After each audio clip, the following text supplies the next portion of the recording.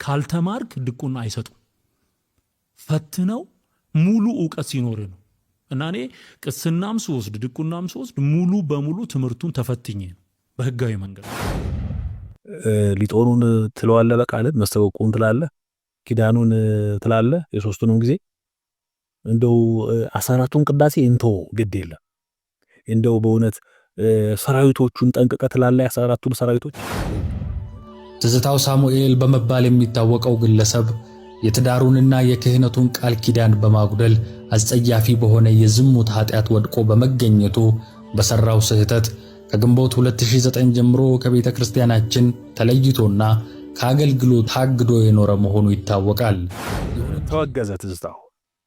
ትዝታው የተወገዘበት አብይ ምክንያት ምንፍቅናው እንዳለ ሆኖ እቺን ታናሽ ብላቴና ከሚስት ያለው ከሚስቱ ውጪ ከህግ ውጪ አነውሮ በማስረገዙና አስረግዞ ደግሞ ቤተ መቅደስ ልግባ በማለቱ በማወቁ ይሄ የማይገባ ነገር ስለሆነ የምንፍቅናውን ትምህርት ጨምሮ ከቤተክርስቲያን ተወገዘ።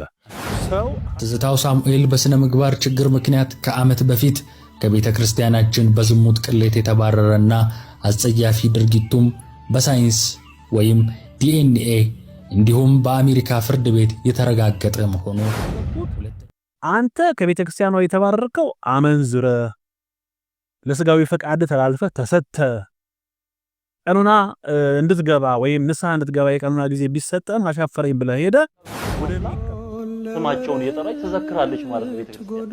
እንግዲህ እዚህ ላይ አንድ እውነት ለመጨመር ያክል እኔ ያደግኩት ቅዱስ ሚካኤል ቤተክርስቲያን ውስጥ እና የሚነበበው መጀመሪያ የእመቤታችን ታምር ይነበባል።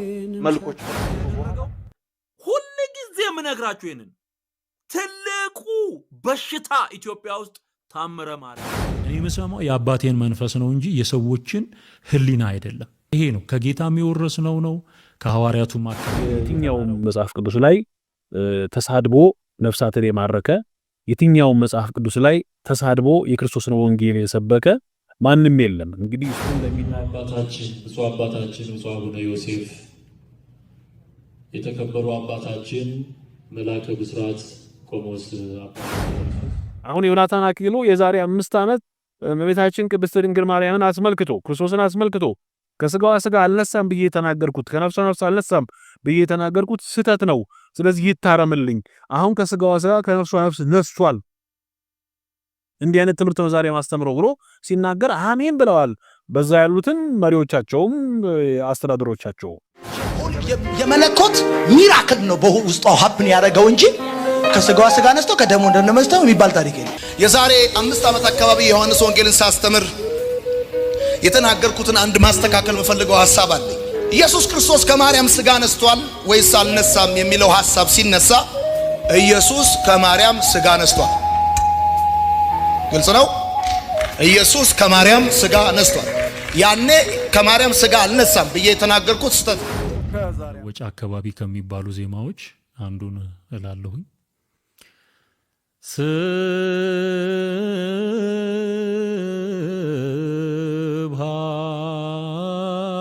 ስብሐት ለአብ አዲስ ዓመት ወይም ለአውደ ዓመት የሚወረብ ወረብ ነው ብሎ ነው የነገረን። ይሄ ግን የሐምሌ 7 ወረብ ነው። ሲጀመር ወረቡን በትክክል አላለውም። ዜማውንም ቃሉንም እየገደፈ ነው ያለው። ሱግራሱ ሊቅ አድርጎ የተናገረው ይሄ ወረብ የሚወረበው በሐምሌ 7 ወይም በቅድስት ሥላሴ ዕለት ነው። እንግዲህ 7 ለአብ የሚለው ማለት ነው። እንደ አዲስ ኪዳን ካህናት ቤተክርስቲያን የእምነት መግለጫ ሥላሴው እግዚአብሔር ብለን ነው እንጂ የሚባለው ሥላሴዎች አይባልም።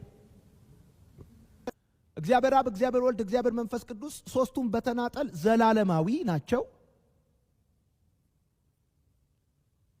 ዘላለማዊ ናቸው። እንዲሁም ሁሉን አዋቂ ናቸው። እንዲሁም በአንድ እግዚአብሔር ስር ናቸው።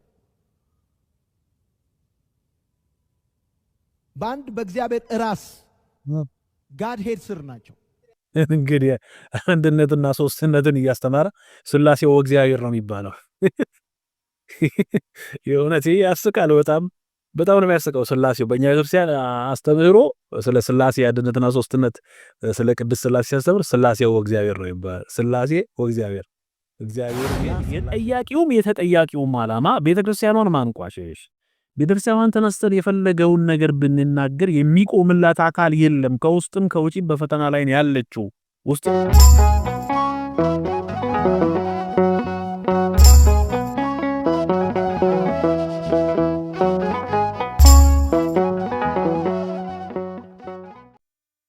በስመ አብ ወወልድ ወመንፈስ ቅዱስ አሃዱ አምላክ አሜን። በመላው ዓለም ሆናችሁ ይህንን ሚዲያ የምትከታተሉ የእግዚአብሔር ቤተሰቦች ሁላችሁ በያላችሁበት እንደምን አላችሁ? ሰላም እግዚአብሔር ይድረሳችሁ። ይህ የወፍታ ሚዲያ ነው።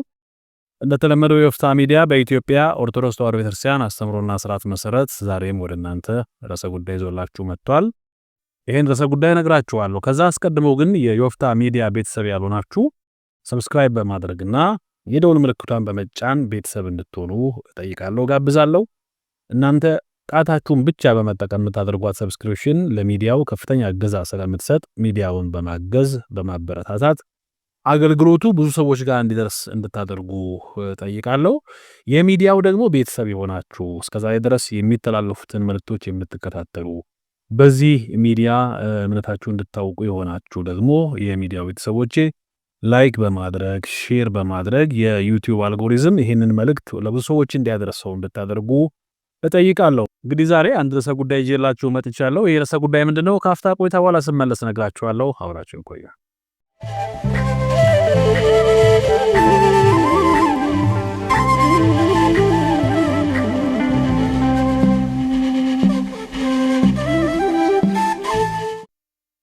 ተመልሼ መጥቻለሁ። የተወደዳችሁ የእግዚአብሔር ቤተሰቦች ወፍታ ሚዲያ ላይ ያላችሁት በድጋሚ ሚዲያውን ሰብስክራይብ በማድረግ የደወል ምልክቷን በመጫን አብራችሁ እንድትሆኑ እጠይቃለሁ። እንግዲህ እግዚአብሔር አምላካችን ለዚህ ቀንና ለዚህ ሰዓት አድርሶናል። ቀሪው ጊዜ ደግሞ ባርኮ ቀድሶ የምንማማርበት ዕውቀት የምናገኝበት የሳኩና ደግሞ የጠፉ የሚመለሱበት ጊዜ እንዲሆን ይፍቀድልን።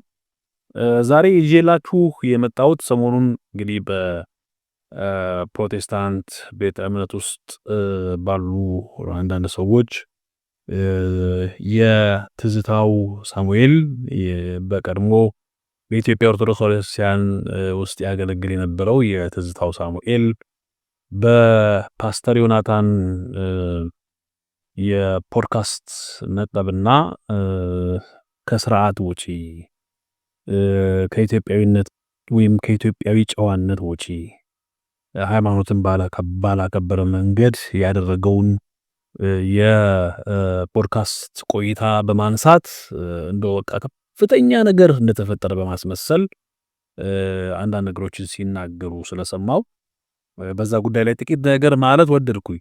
እውነት ለመናገር ባለፈውም ነግሬያችኋለሁ ለረጅም ጊዜ በዚህ ጉዳይ ላይ ትዝታው መልስ የሚሰጠው ሰው አይደለም። ምክንያቱም በቃ ኦልሬዲ ትዝታው ያበደ ሰው ነው።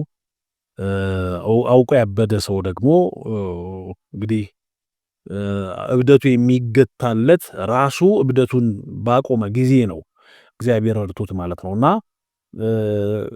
ስለ ትዝታው ብዙ ነገር አንስተን ትዝታው እንዲህ ነው እንዲህ ያለ እያል መጽሐፍ ቅዱሳዊ ዕውቀት የሌለውን ሰው የምንናገርበት አውድ ስለሌለ ትዝታውን ትተነዋል፣ ያበደ ሰው ስለሆነ ማለት ነው።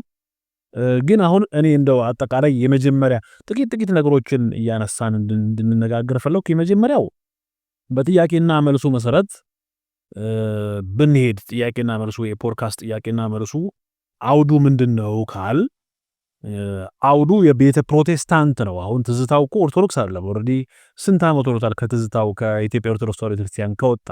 ስለዚህ አንድ ሰው ፖድካስት ላይ ሲቀርብ ስላለበት ስለሚያመልከው አምላክ ስለሚያምነው እምነት ስለሚሰራው ስራ ነው በጠይቅ ያለበት። ምክንያቱም አዲስ ምናልባት እንኳን እንደው በቃ የደስታ መግለጫ እንኳን እናርገው ከተባለ አዲስ ሰው ቢሆን ኦኬ አዲስ ሰው ነው፣ ትላንትና የተጠመቀላቸው ሰው ነው። ስለዚህ እንዴት ነበረ፣ እንዴት ታደርግ ነበር፣ እንዴት መጣህ፣ እንዴት ወጣ፣ እንዴት ገባ ማለት ይቻላል። እንግዲህ ትዝታው ከቤተክርስቲያኗ ከተባረረና ቤተ ፕሮቴስታንቶች ከተቀበሉት በርካታ ጊዜ ቆይቷል። ይሄ ብቻ አይደለም። ትዝታውን ተቀብለው በዚህ ቪዲዮ ላይ ያው እንደምትመለከቱት በእነሱ የኦርዴንድ የሚሉት ፕሮቴስታንቲዝምን የተቀበለ ሰው ረጅም ጊዜ ሲቆይ አገልጋይ የሚሆንበትን የራሳቸውን መንገድ ያው እንደምታዩት ዘይት እያፈሰሱ ቀብተናል እያሉት ነው። ከእውነተኛዋ የጴጥሮስ ስልጣን የጴጥሮስ ክህነት የእውነተኛው ሊቀ ካህን ኢየሱስ ክርስቶስ ካለበት ቤት ወጥቶ የእውነተኛው የቅዱስ ጴጥሮስ የሐዋርያት ስልጣን ካለበት ቤት ወጥቶ በቤተ ፕሮቴስታንት የተቀበለው እንደዚህ ከቀቡት እንኳን ብዙ ዓመት ሆኖታል። በራሳቸው መንገድ ማለት ነው። ሰው እንደዚህ የቀቡትን እንደዚህ አድርገው የተቀበሉትን ሰው በየፖድካስታቸው ወይም በየአቀረቡት መድረክ ቤተክርስቲያኗን ለማንቋሸሽ የቤተክርስቲያኗን ስርዓት ለማጥላላት የምታገለግለውን አገልግሎት በቃ እንደው የሆነ ነገር ለመቀባት የትኛውም የቤተ ፕሮቴስታንት ሰባኪም በሉት ፓስተር፣ ጋዜጠኛ ይጋጋጣል። አሁን በዮናታን አክሊሉ የዩቲዩብ ቻናል ላይ የተመለከትነው ይሄን ነው፣ ሌላ አይደለም። እንግዲህ አንድ ሰው ምናልባት የልጅነት ሁኔታ ምን ይመስላል እስቲ ያስታውሰኝ፣ የታደክ ምን ነበር? እኔ እንዲህ ነበርኩ፣ እኔ እዚህ አድጌያለሁ፣ ከዛ ደግሞ ይሄን እምነት እከተል ነበር፣ የሆነ ሰዓት እምነት ቀየርኩ፣ አሁን ያለሁት ነው። ስለዚህ አሁናዊ ሁኔታው ነው መጠየቅ ያለበት። ግን የጠያቂውም የተጠያቂውም ዓላማ ቤተክርስቲያኗን ማንቋሸሽ፣ ቤተክርስቲያኗን ተነስተን የፈለገውን ነገር ብንናገር የሚቆምላት አካል የለም። ከውስጥም ከውጪም በፈተና ላይ ያለችው ውስጥ ያሉትም ስለ ቤተክርስቲያኗ ልዕልናና ስለ ቤተክርስቲያኗ ክብር አይጨነቁም። ከውጭ ያለውም የሚያስተዳድረውም አካል ቤተክርስቲያኗ ተገፋው ብትል መልስ አይመልስላትም። ስለዚህ እንደፈለግን አድርገን እንናገራታለን በሚመስል ሰበብ አጠቃላይ ጥያቄውና ወይም የቆይታውን አውድ ስንመለከተው ቤተክርስቲያኗን ለማጥላላት የተደረገ ነገር ነው። ግን ትክክለኛው ግን ይሄ አይደለም። እውነተኛ የሆኑ ሰዎች ቢሆኑ ትክክለኛው አካሄድ አንድ ሰው ጠዋት ላይ እንዴት ነበር፣ ከዛ ቀን ላይ ምን ነበር፣ አሁን ላይ እንዴት ነበርክ ባጭሩ፣ ከዛ በኋላ የልጅነቱን ይናገራል ሰው፣ ከዛ አሁን ያለበትን ያገለግላል። ፖድካስቱን ሙሉ ለሙሉ ለማዳመጥ ሞከርኩኝ። የቤተክርስቲያን ንዋየ ቅድሳቷን፣ አገልግሎቷን፣ ዝማሬዋን፣ የቃል ኪዳኑን ታቦት ኦርቶዶክስ ተዋሕዶ ቤተክርስቲያንን ዝቅ ለማድረግ የተደረገ ሆኖ አይቼዋለሁ። ያው እንዳያችሁት ማለት ነው። እዚህ ላይ እንደምትመለከቱት ድምፁን በኋላ አሰማችኋለሁ። ከዚህ ሰው ጋር ነው ቆይታ ያደረገው። የተወሰኑ ነጥቦችን ብቻ ለማንሳት እንሞክራለን። ከዛ አስቀድመው ግን ትዝታው ሳሙኤል ማን ነበረ ካልን እንግዲህ በሐምሌ 7 የሚባለውን ዜማ አንትቶ ወረብ አምጥቶ ለመቃኘት ሲሞክር ሰምታችሁታል። እንግዲህ እኔ የቤተክርስቲያኗን ትምህርት አውቃለሁ ተብሎ ራሱ አይነገርም። ቤተክርስቲያኗ ከባህር የሰፋ የጠለቀ እውቀት አላት፣ በተለይ በዜማም በመጻሕፍቶቿ። ግን ራሱ እንዴት አድርጎ እንደሚገልጥም በኋላ እንመለከተዋለን። እስቲ ዜማ ሌላው ደግሞ አንድ የግዕዝ ዜማ እንደው ቄስ መጥቶ ገብቶ ሳይቀድስ አይወጣም እና አንድ የግዕዝ ዜማ ብትልልን። እሺ፣ እዚህ በዘመን መለወጫ አካባቢ ከሚባሉ ዜማዎች አንዱን እላለሁኝ።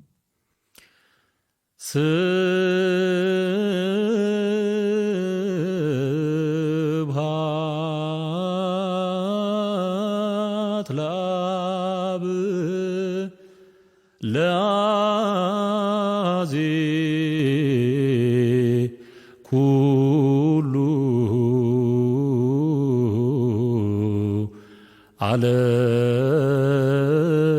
ዓለም ስብሐት ለወልድ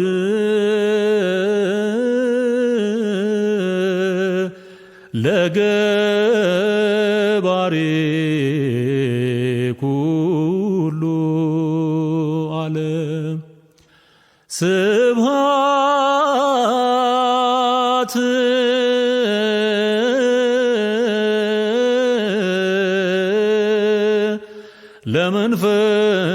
ለመንፈስ ቅዱስ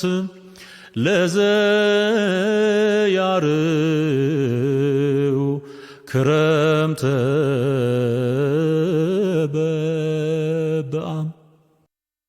እንግዲህ እንደሰማችሁት ይሄንን ወረብ እሱ እንደነገረን ለአዲስ ዓመት ወይም ለአውደ ዓመት የሚወረብ ወረብ ነው ብሎ ነው የነገረን። ይሄ ግን የሐምሌ 7 ወረብ ነው።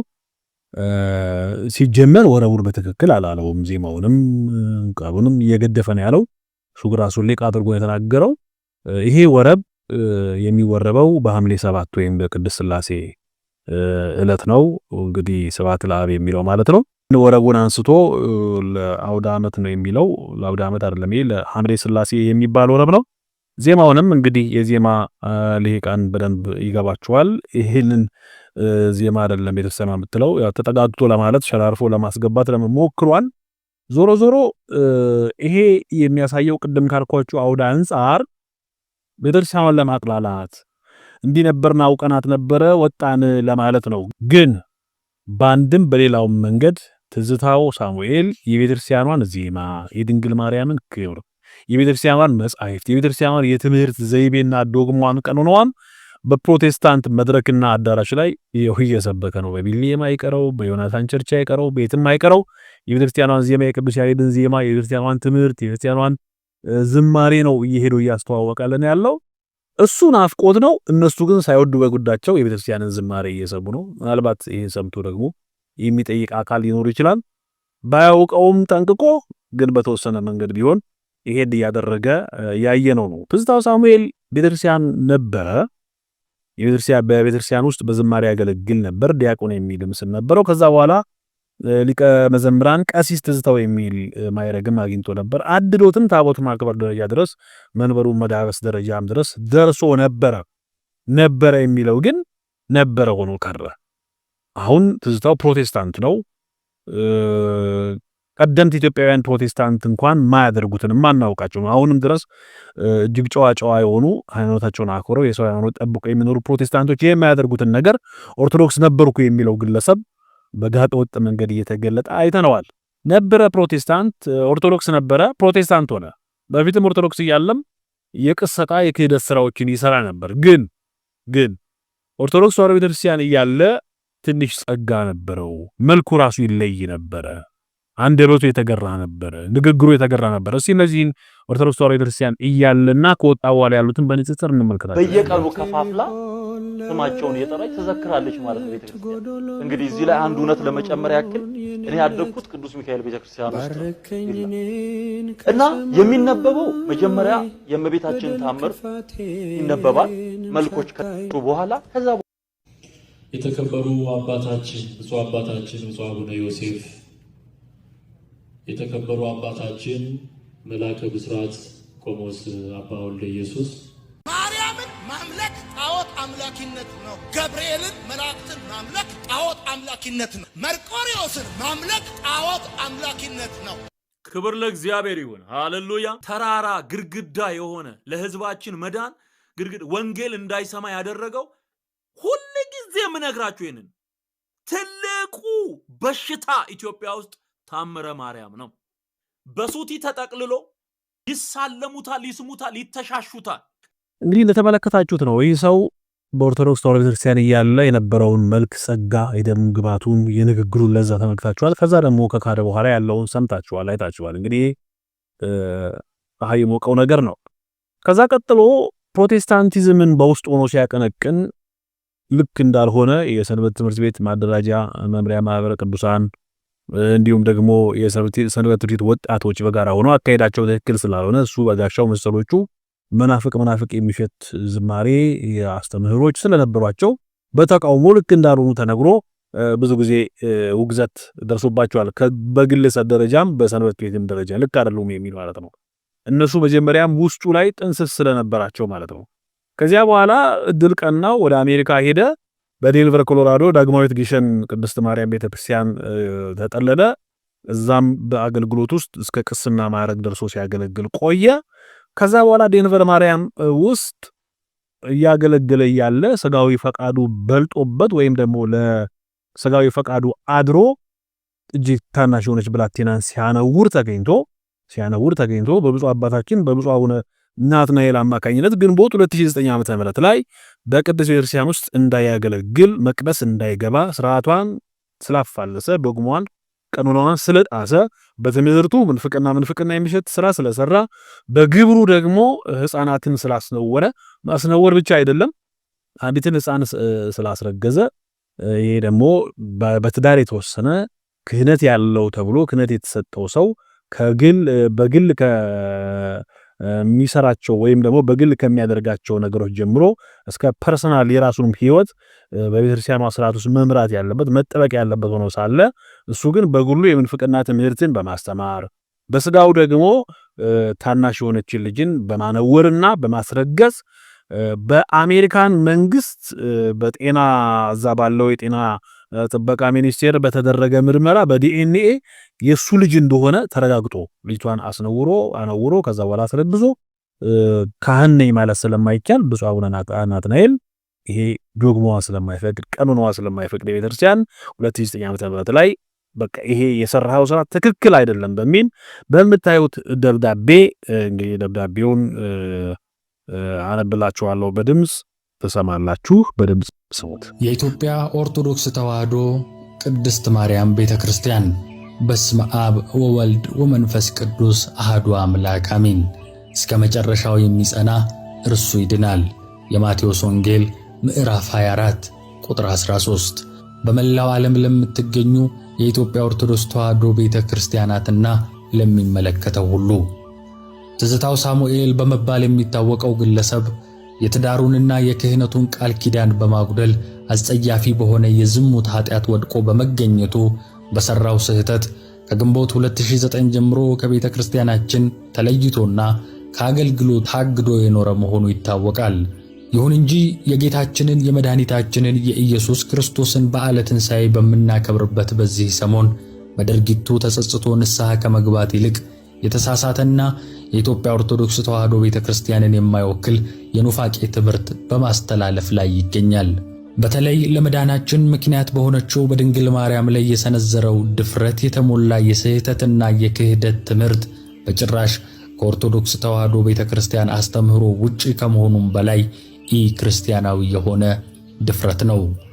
ስለዚህ ለሁሉም ሰው ማሳወቅ የምንፈልገው ዋና ነገር አንደኛ ትዝታው ሳሙኤል በስነ ምግባር ችግር ምክንያት ከዓመት በፊት ከቤተ ክርስቲያናችን በዝሙት ቅሌት የተባረረና አጸያፊ ድርጊቱም በሳይንስ ወይም ዲኤንኤ እንዲሁም በአሜሪካ ፍርድ ቤት የተረጋገጠ መሆኑ፣ ሁለተኛ የሚያስተምረው የጸረ ማርያም ትምህርት ፍጹም ስህተትና ኑፋቄ ስለሆነ ቤተ ክርስቲያን ያወገዘችው መሆኑን፣ ሶስተኛ ሁሉም ኦርቶዶክሳዊ በመናፍቃን አስተምህሮ ተጠልፎ ከወደቀው ከትዝታው ሳሙኤል የክህደት ትምህርት ራሱን እንዲጠብቅ፣ አራተኛ ያስተማረውን የስህተት ትምህርት በተመለከተ በቤተ ክርስቲያናችን ሊቃውንት መልስ የሚሰጥ መሆኑን እየገለጽን በትዕግስት እንድትጠብቁ እናሳስባለን። እግዚአብሔር ቤተ ክርስቲያንን ይባርክ፣ አጽራረ ቤተ ክርስቲያንንም ያስታክስ። የዴንቨር ዳግማዊት ግሸን ማርያም። እንደሰማችሁት ነው። በዚህ ደብዳቤ መሰረት ተወገዘ። ትዝታው የተወገዘበት አብይ ምክንያት ምንፍቅናው እንዳለ ሆኖ እቺን ታናሽ ብላቴና ከሚስት ያለው ከሚስቱ ውጪ ከሕግ ውጪ አነውሮ በማስረገዙና አስረግዞ ደግሞ ቤተ መቅደስ ልግባ በማለቱ በማወቁ ይሄ የማይገባ ነገር ስለሆነ የምንፍቅናውን ትምህርት ጨምሮ ከቤተክርስቲያን ተወገዘ። ሰው ኃጢአት ሰርቶ ሰው በደል ሰርቶ እግዚአብሔርን ሲያሳዝን ወደ ቅድስት ቤተክርስቲያን ለመመለስ ወደ ሕይወቱ ለመመለስ ስጋዊ ፈቃዱን ለነፍስ ፈቃድ ለማስገዛት ንስሐ ይገባል እንጂ እንደ ቅዱስ ጴጥሮስ ኮብልሎ እንደ ዲማስ አይሄድም። ትዝታው ግን ወጥቶ ወደዛ ከሄደ በኋላ የተለያዩ አይነት ነገሮችን በመናገር ቤተክርስቲያኗን በመሳደብ የምታስተምረውን ትምህርት በመንቀፍ ስርዓቷን በሚዲያ ወጥቶ በማቃለል አደባባይ ላይ እንግዲህ ወጥቷል። በጣም የሚገርመው ነገር ትዝታውም በጋሻው መሰሎቹም ከሄዱ በኋላ ከቤተክርስቲያን የወጡበትን ነገር ሲናገሩ በጣም የሚደንቅ ነገር ይናገራሉ።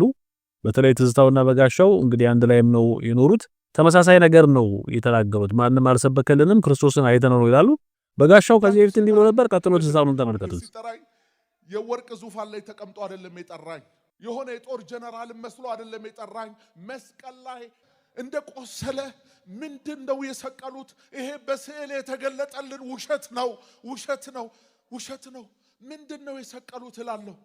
አይሁድ ምንድነው የሰቀሉት? በድብደባ አይኑ ጠፍቷል። በጠፋው አይኑ እንደተሰቀለ እኔን ያየኛል። በራእይ ነው ማየው። ራእይን ያየሁት ራእዩ ራሱ ክርስቶስ ዙፋን ላይ ሆኖ በዙፋኑ ደረጃ ላይ በጣም ትንሽ ሆኜ የልጅነት መልኬን እያየው ከአጠገቡ ከቀኙ ቁጭ ብዬ ነው ራሴን ያየሁት። መጀመሪያ ነው አይኖቼ የበሩ ጊዜ ማለት ነው። እንግዲህ ተመልከቱት። በጋሻውም ራሱ ጌታን አይቼው ተገልጦልኛል ሲል ነበር።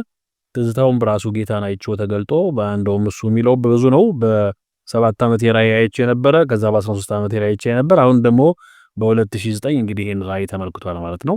ተመሳሳይ የሆነ ነገር ነው ትዝታውን በጋሻውም የሚናገሩት። ከዛ በመቀጠል እንግዲህ ከዮናታን ጋር ባደረገው ፖድካስት እጅግ በጣም የተጋጨ እርስ በርሱ ከመጽሐፍ ቅዱስ አውድ ውጪ የሆነ ቤተክርስቲያኗን ለመስደብ የታሰበ ስርዓቷን ለማቃለል የታሰበ ሆኖ ተመልክቼዋለሁ። ለምሳሌ በዚህ ቦታ ላይ እንዲህ የሚል ነገር ይናገራል። ሰዎች ወንጌልን ሰምተው ወደ ጌታ እንዲመጡ እያደረግኩ ነው።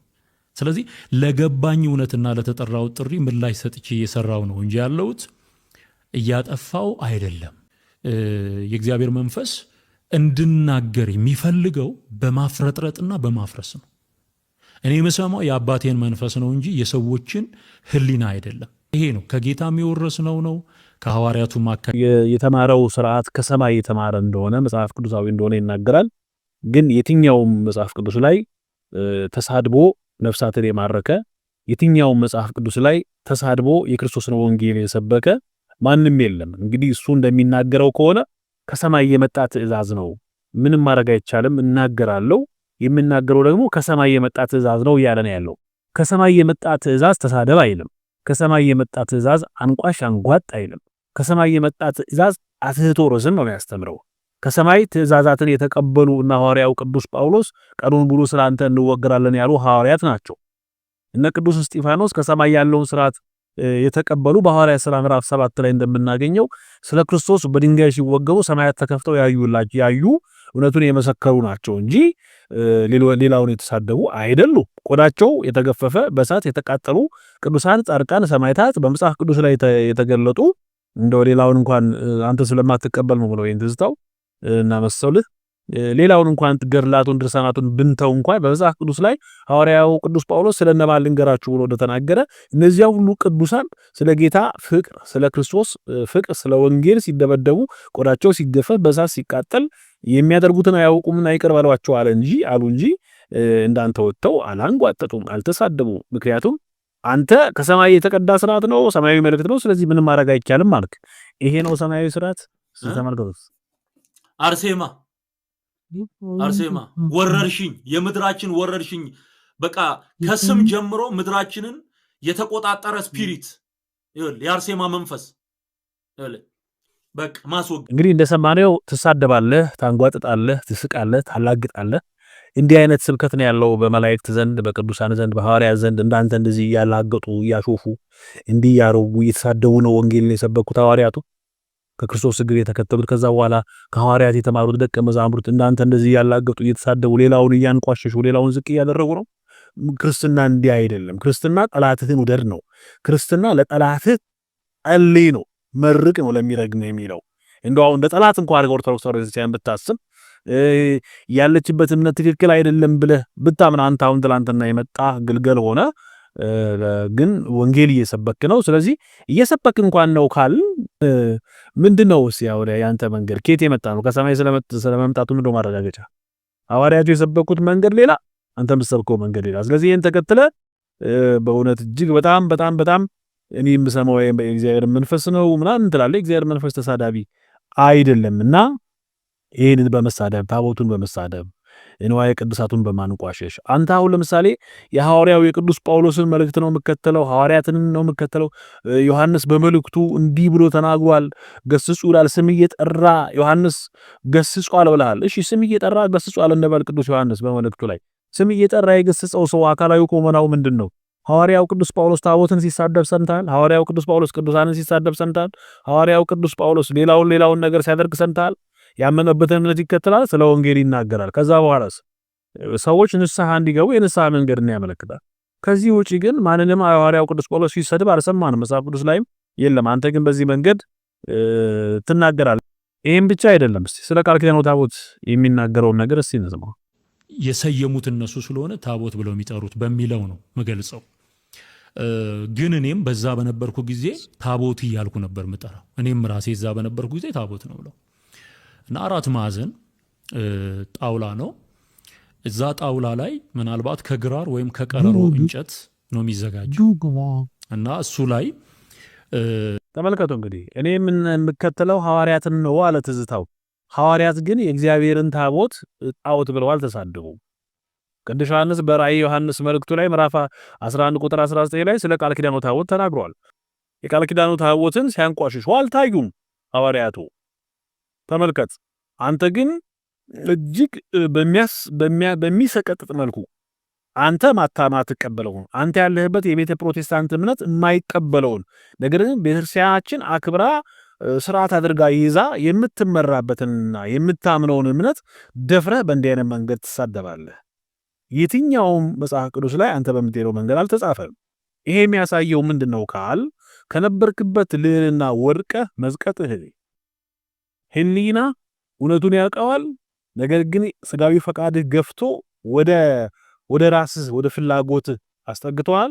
ፍላጎትህን መክታት ስላልቻልክና በቤተክርስቲያን ስርዓት ውስጥ ማለፍ ስላልቻልክ፣ ምክንያቱም ቤተክርስቲያን መተህ እንደፈለክ እየዘለልክ እንዲህ ብዬ ነበር ተናግሬ ነበር ከዛ በኋላ ከ5 ዓመት በኋላ ሐሳብ ቀይሬያለሁ ምትልበት ስላልሆነ ስርዓት ጥሰህ ስትገኝ ምትመለሰው በቀኑና ስለሆነ አሁን ዮናታን አክሊሉ የዛሬ 5 ዓመት እመቤታችን ቅድስት ድንግል ማርያምን አስመልክቶ ክርስቶስን አስመልክቶ ከስጋዋ ስጋ አልነሳም ብዬ ተናገርኩት ከነፍሷ ነፍስ አልነሳም ብዬ ተናገርኩት ስህተት ነው።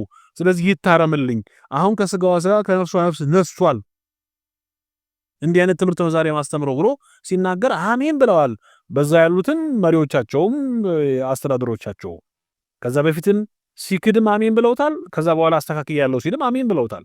በኢትዮጵያ ኦርቶዶክስ ተዋሕዶ ክርስቲያን ግን ሊሆን እንዲህ አይደለም። ትናንትና ዶግማና ቀኖና የሚሽር ነገር ተናግረ ዛሬ የተናገርኩት ነገር ልክ አይደለምና ባለፈው የተናገርኩት ልክ አይደለምና አሁን የተናገርኩት ነው ትክክል፣ የባለፈው ስህተት ይታረምልኝ ብለህ ብትመጣ እንዲህ አይነት ነገር የለም። ትላንት ለተናገርከው ስህተት ቀኖናን ትቀበላለህ። ትላንት ለተናገርከው ነገር በአዋጅ ይቅርታ ጠይቀህ በአባቶች ቀኖና ተሰጥቶ ጾም ጸሎትህን ገብተህ ጨርሰህ በትክክል ነው የምትመለሰው። ስለዚህ በፈቃድህ እንደፈለክ ተናግረህ እንደፈለክ ማትወጣበት ቤት ስለሆነ የኛ ቤት ኦርቶዶክስ ቤተክርስቲያን ሐዋርያዊት ነችና ቀኖና ትሰጣለችና ወደምትፈልገው መንገድ ሄድክ። እዛ ሄድክበት ቦታ ደግሞ ታቦትን አታከብሩ፣ ታቦትን አትቀበሉ። በቃ ለሚያከብሩ ስለምን አትተውም? ሄደሃል የሚያዋጣህን ነገር ፈልገህ የሚያዋጣህን ለምን አትሰብክም? ሰው ጥሎ ከሄደ በኋላ ሰው አልፈልግም ብሎ ከሄደ በኋላ የሚፈልገውን ነገር ነው እንጂ ተከትሎ መሄድ ያለበት ሰው የሚያከብረውን ሰው የሚገዛለትን ሰው ሐሳቤ ፈቃዴ ነው ብሎ የያዘውን ነገር ለምንድነው ስርዓቱን ከዛ ወለኛ መተው እኮ ነው። ለምንድነው እየተከታተላችሁ ቤተክርስቲያኗ እንዲህ ነች ታቦት እንዲህ ነው እንትን ነው ምንድነው? አንተ እንዲህ ስላልክ ክብሩ አይቀንስም። አንተ እንዲህ ስላልክ ስርዓቱ አይቆምም። አንተም ሁለታችሁ ማለት ነው። እና ከሰማይ ስርዓት የተማራችሁ ብትሆኑ ኖሮ እንዲህ አይነት ነገር የትኛውም ቤት ውስጥ የትኛው መጽሐፍ ቅዱስ ላይ ተነግሮ አይታወቅም። የትኛው ሐዋርያ ነው ሐሰት ተናግሮ ውሸት ተናግሮ ወንጌል የሰበከ? እንደው አለማፈራችሁ በቃ ጊዜ ሰጠን ብላችሁ ይሄ ቋርካይቦ ነው ይቀመጣል። ትዋረዳላችሁ። ነገ እኮ የእናንተ ልጆች ያዩታል። የሚመዝን ህሊና ያለው ትውልድ እኮ ነው አሁን ያለው። እንዲህ ብሎ በመናገር ወንጌል ይሰበካል። እንዲህ ብሎ በመናገር ሰዎች ወደ ክርስቶስ እንዲመጡ ይደረጋል። በጣም በእውነት ያሳዝናል። ቤተክርስቲያኗን ለማጥላላት፣ ትምህርቷን ለማንቋሸሽ፣ ስርዓቷን ለመተቸት የመጣ ወይም የተደረገ ውይይት ነውና እናንተ እንዲህ ስላላችሁ እናንተ እንዲህ ስለወጣችሁ ቤተክርስቲያኗ ምንም አትሆንም። ከእናንተ በላይ ዕውቀት ያላቸው በርካታ መናፍቃን ቤተክርስቲያኗ ላይ ተነስተዋል። ቤተክርስቲያን ዛሬም አለች፣ ትቀጥላለች። ትውልዷ ዛሬም አለ፣ ይቀጥላል። እናንተ ትጠፋላችሁ፣ ስም አጠራራችሁ ይጠፋል። ብትታወሱ እንኳን በአጥፊነት ትታወሳላችሁ። አለ ቤተክርስቲያኗ ግን ትቀጥላለች። ለሺህ ዘመናት ነበረች፣ ወደፊትም ትቀጥላለች እስከ ዓለም ፍጻሜ። ከእናንተ በላይ የነበሩ እነ አርዮስ፣ ከእናንተ በላይ የነበሩ እነ መቅዶኒዎስ ተነስተው ነበረ። ብዙ ዕውቀት ያላቸው ብዙ ነገር ማድረግ የሚችሉ እነ ንስጥሮስ ተነስተው ነበር፣ ግን እነሱ ጠፉ። ስማቸው ዛሬም በክፉ ይነሳል፣ በከሃዲነት ይነሳል። ቤተክርስቲያኗ ግን አለች፣ ቀጥላለች። ለትውልድ መገም ትቀጥላለች። እናንተም በትውልድ መነጽርነት ወይም በሚዛንነት ስትመዘኑ ወደፊት ቀላችሁ እንዴት አይነት ከሃዲዎች ናችሁ እየተባላችሁ ለከሃዲነት ያልበቃችሁ ከሃዲዎች ናችሁ እየተባላችሁ ይነገርላችኋል። ቤተክርስቲያኗ ሀገር ምንም አትሆኑ። በዚህ መካከል የጸና ሰው ካለ እንግዲህ ከወዴት እንደቆመ ራሱ ያስብ። ምክንያቱም መጽሐፍ ቅዱስ የሐሰተኛው ክርስቶስ ሐዋርያት ይመጣሉ፣ የተመረጡትን እስኪያስቱ ይደርሳሉ። ተመርጠህ ነበር ትዝታው ሳክ። ስለዚህ ነገ ሌላ ድንቅ ነገር ሊያደርጉ ይችላሉ። በአንድ እጃቸው ፀሐይን ጨረቃን ይዞ የሚመጣው የሐሰተኛው ንጉሥ መንገድ ተራዲ ሐዋርያት ነቢያት ይነሳሉ። ሐሰተኞች ነቢያት ብዙ ምልክቶችና ድንቆችን ያደርጋሉ። በዚህ መሃል ግን የሚክድ የሚስት እንግዲህ ወዮለት ነው። እሱ ወዴት ከወዴት እንደወደቀ ያስባል። ስለዚህ በሃይማኖት መጽናትም ገንዘብ ያደረጉ ደግሞ ይድናሉና የእናንተ እንደው እንቶ ፈንቶ ማላገጥና ሃይማኖትን ማንቋሸሽ የትን የማይደርስ የትን ግባ የማይባል ነው። እንግዲህ በአጠቃላይ ግን በተለይ ዮናታን አክሊሉ የተባለ ግለሰብ ቤተክርስቲያኗን በጣም ስለሚጠላት ቤተክርስቲያኗን በቃ እንድትጠፋ ስለሚፈልግ ታጥቆ ቀን ከሌሊት ይሰራል። ድጋፍ አለው፣ በብዙ መንገድ ተቋማዊ ድጋፍ አለው፣ ሌላም ድጋፍ አለው። ገንዘብ ያገኛል፣ ብዙ ነገር ያደርጋል።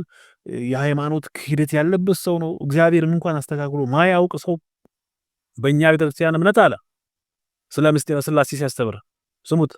ሥላሴው እግዚአብሔር እንደ አዲስ ኪዳን ካህናት ቤተክርስቲያን የእምነት መግለጫ ሥላሴው እግዚአብሔር ብለን ነው እንጂ የሚባለው ሥላሴዎች አይባልም። እግዚአብሔር አብ፣ እግዚአብሔር ወልድ፣ እግዚአብሔር መንፈስ ቅዱስ ሶስቱም በተናጠል ዘላለማዊ ናቸው። እንዲሁም ሁሉን አዋቂ ናቸው። እንዲሁም በአንድ እግዚአብሔር ስር ናቸው። በአንድ በእግዚአብሔር ራስ ጋድ ሄድ ስር ናቸው። እንግዲህ አንድነትና ሶስትነትን እያስተማረ ሥላሴው እግዚአብሔር ነው የሚባለው። የእውነት ያስቃል። በጣም ነው የሚያስቀው። ሥላሴው በእኛ ቤተክርስቲያን አስተምህሮ ስለ ሥላሴ አንድነትና ሶስትነት ስለ ቅድስት ሥላሴ ሲያስተምር ሥላሴው እግዚአብሔር ነው ይባላል። ሥላሴ ወእግዚአብሔር እግዚአብሔርና ሥላሴ ያሉ ሥላሴው እግዚአብሔር እንግዲህ በአንድ እግዚአብሔር ራስ ስር ያሉ ናቸው አለ። እነዚህ ሶስቱ እግዚአብሔር አለ፣ ከዛ ሥላሴ ደግሞ በአንድ እግዚአብሔር ራስ ስር ሆኖ እንዲህ ብሎ የሚያስተምር ሰው ነው እንግዲህ ስንዷንም በቤት ለመተቸት የሚሞክር። የሚያሳዝነው ግን ሥላሴው እግዚአብሔር ነው የሚባለው በአንድ እግዚአብሔር ራስ ስር ነው ያሉት ሃሌሉያ አሜን ይላል ሰው። ይሄም አሁን ምንም እውቀት የሌለው እኔ እንደው እቺን ነገር ላሳያችሁ፣ እንደው ለመጨረሻ እቺን ነገር ላሳያችሁ። ለምን መሰላችሁ ይሄን ማለት ነው? ይሄም እውቀት አልባ ነው፣ ግን ራሳቸውን አዋቂ አድርገው ነው የሚያስቀምጡት። ይሄም እውቀት አልባው ሥላሴው እግዚአብሔር ነው በአንድ እግዚአብሔር ራስ ስር ነው ሲል አሜን ይላል። ይሄኛውም ደግሞ ተጋባጁ ከኛ ቤት የሄደውም ደግሞ ራሱ እንዴት አድርጎ እንደሚያስቀምጥ ተመልከቱ። ካልተማርክ ድቁና አይሰጡም። ፈትነው ሙሉ እውቀት ሲኖር ነው። እና እኔ ቅስናም ስወስድ ድቁናም ስወስድ ሙሉ በሙሉ ትምህርቱን ተፈትኜ ነው፣ በህጋዊ መንገድ ነው ማለት ነው። እና አሁን ይሄ ክብር እንደሚባለው አይደለም። አሁን አንዳንዶች ዝም ብሎ ለፎርማሊቲ የሚሰጣቸው አሉ። እንኳን አይደለም ድቁና ያሳዝናል። እንግዲህ ዲያቆን የምትሆነው ካህንም ወደ ቅስና ማይረግ የምትደርሰው እንደኔ ሙሉ እውቀት ሲኖር ነው። አቡነ በርቶሎሜዎስ ፈትነው ነው ዲያቆንነትን ዲቁናን የሰጡኝ ያለ። ክህነት ማን እንደሰጠው እንግዲህ ወደ ቅስና ማይረግ ማን እንደደረሰው ባላውቅም ግን ምሩ ስትሆን ነው ዲቁናን ቅስና የምትቀበለው አለ። ትዜ ሊጦኑን ትለዋለ፣ በቃል መስተወቁን ትላለ፣ ኪዳኑን ትላለ የሶስቱንም ጊዜ እንደው 14ቱን ቅዳሴ እንቶ ግድ የለም እንደው በእውነት ሰራዊቶቹን ጠንቅቀ ትላለ። 14ቱን ሰራዊቶች ሰራዊት መላእክት ሁሉ ትላለ፣ እግዚኦታውን ትላለ። እንደው በቃ እንገናኝና እንደው እንወራረድና አንተ እንደው በግዕዝና በእዝል ቅዳሴ መይተ ታውቃለህ። አሁን እንግዲህ እሱ ሲመጻደቅ ያ ምክንያቱም ሥላሴው እግዚአብሔር ያለ ማይም ነው አጠገቡ ያለው፣ ሶስቱም በአንድ እግዚአብሔር ራስ ስር ናቸው ያለ ማይም ነው አጠገቡ ያለው። ስለዚህ ቤተክርስቲያኑ የሚያውቀው ታሪክ የለም። ከጎዳናው ትናንት መጥቶ ዛሬ ቤተክርስቲያኑን በአደባባይ የሚሳደበው ዮናታን እውቀት ስለሌለው ይሄኛው ደግሞ እውቀት አልባ መጣና እንደኔ አዋቂ ስትሆኑ ዲያቆንም ቄስም የምትሆነው አለ። እንደው ናና እኔና አንተ እንገናኝ፣ የቤተክርስቲያን ሊቃውንት ይምጡ፣ ከዛ በኋላ አንተ በእዝል በግዕዝ ተነስበዋል፣ አንተ አንድ ምስባክ ስበክ ናና በትክክል በዜማ በመልክት። ምክንያቱም ቅድም አሳዩዋችሁ አይደል እንዴ ስብሐትን ሲል የሌለ ዜማ እኮ ነው ሲል የነበረው። ድምጽ ስለሚያምር ብቻ አዋቂ የሆንክ መሰለ አይደል? መናገር ስለቻልክ ብቻ አዋቂ የሆንክ መሰለ። አጠገብ ያለው ደግሞ ምንም ስለማያውቅ አዋቂነትን ተቀበረ። በጣም በሚያሳዝን መልኩ እንዲህ ያሉ ግለሰቦች ያኛው የእግዚአብሔርን አንድነትና ሶስትነት የማያውቅ ባህሪውን፣ ጠባዩን፣ ግብሩን የማያውቅ ምስጢረ ሥላሴን የማያውቅ ሥላሴው እግዚአብሔር የሚል በአንድ እግዚአብሔር ራስ ስር ናቸው የሚል ይሄ ደግሞ በእንዲህ አይነት መንገድ የሚገለጥ ሁለቱ በአንድ ላይ ሆነው ይቺን ስንዱ እመቤት ሐዋርያዊት ቤተክርስቲያን ለመተቸት ይሞክራሉ። ስለዚህ እኔ አሁን በጥቅሉ እንድናየው የፈለግኩት አንተ ከቤተክርስቲያኗ የተባረርከው አመንዝረ ለስጋዊ ፈቃድ ተላልፈ ተሰተ ቀኑና እንድትገባ ወይም ንስሐ እንድትገባ የቀኑና ጊዜ ቢሰጠን አሻፈረኝ ብለህ ሄደ ወደሚቀበሉ ሰዎች ገብተ ያ ነውርህ እንዳይገለጥ ያ ክፉ ነገር እንደው እግዚአብሔር እንደው ይስጣቸው እንደው አንተ በደል ያደረስክባቸው ሰዎች ዛሬም አደባባይ ያለመውጣታቸው እግዚአብሔር ይስጣቸው፣ በእውነት እግዚአብሔር ይስጣቸው። እንዲህ ባለ መንገድ መከራና ፈተና አድርሰ እንዲህ እንዲህ ባለ መንገድ ኃጢአት ሰርተ በደል አድርገ ሰው ከኃጢአቱ እንዲመለስ የንስሐ ጊዜ ሲሰጠው አንተ ግን አሻፈረኝ ብለህ ሄደ ያነውር እንዳይወጣ የምታደርገው ነገር ነው። ይሄን እንግዲህ ቤተክርስቲያን አያውቅም።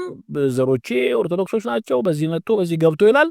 ግን በዚህ መንገድ ቤተክርስቲያንና የቤተክርስቲያንን ስርዓት ሲያንቋሽሽ ዕውቀት ሳይኖረው የሥላሴን አንድነትና ሶስትነት እንኳን ሳይረዳ የክርስቶስን ማንነት ሳያውቅ በዚህ መንገድ መጥቶ የሚያደርግ የሚተች እና የሚሳደብ ግለሰብ ነው። ጊዜ የሰጠው ቅል ነው እሱም። ስለዚህ ሁለታችሁም የወጣችሁበት አውድ ቤተክርስቲያኗን ለመስደል ስርዓቷን ለማንቋሸሽ አማኞቿን ለማሸማቀቅ በሚል መንገድ እንደወጣችሁ ግልጽ ነው። ግን በእናንተ ማንም ምንም አይሆንም አይደናበርምና አሁን ሐሳብ ቀይራችሁ መንገድ ቀይራችሁ ያመናችሁትንና ያላችሁበትን ብትሰብኩ መልካም ነው ለማለት እወዳለሁ። ግን ኦርቶዶክሳውያን እንዲህ ያለውን ጋጠወጥ ሰው በመተቸትና በእውነት ልክ እንዳልሆነ በማሳወቅ ለብዙዎች ይህንን እየቋረባችሁ በቲክቶክ እንድታዳረሱ እንድታሳዩ ለማሳሰብ እወዳለሁ። እግዚአብሔር ቤተክርስቲያናችንን ይጠብቅልን፣ አጻሮቿን ያስታክስልን። ለሀገራችን ለኢትዮጵያ ሰላምን፣ ፍቅርነትን፣ ለሁላችንም መከባበርንና በጋራ መኖርን እግዚአብሔር ያድለን፣ ሰላሙን ይስጠን። እንግዲህ ከፊታችን የጌታችን የመድኃኒታችን የኢየሱስ ክርስቶስ የልደት በዓል ለማክበር በዝግጅት ላይ ነን። የልደቱ በረከት በሁላችንም ላይ ይደር፣ ሰላምን ያድለን። በሌላ ዝግጅት ስለምንገናኝ ሚዲያውን ሰብስክራይብ አድርጉ፣ የደወል ምልክቷን ተጫኑ። መልሼ በሌላ ዝግጅት እመጣለሁ። እስከዛው ያላችሁበት ሰላም ቆዩ። ሰላም